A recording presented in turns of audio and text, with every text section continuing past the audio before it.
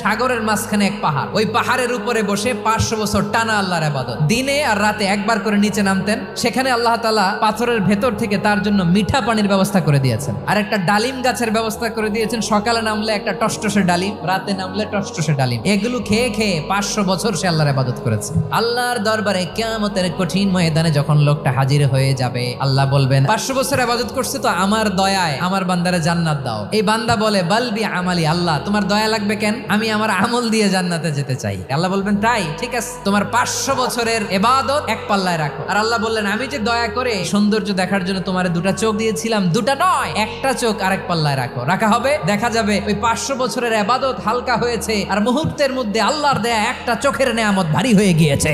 ফলাফল দেখো, হিসাব বলে তুমি এখন জাহান্নামে যাবা, যাও এবার জাহান্নামে যাও। এবার লোকটা কাচুমাচু করে বলে আল্লাহ এবার আমি বুঝতে পেরেছি তোমার দয়া ছাড়া দুনিয়ায় কেউ জান্নাতে যেতে পারবে না।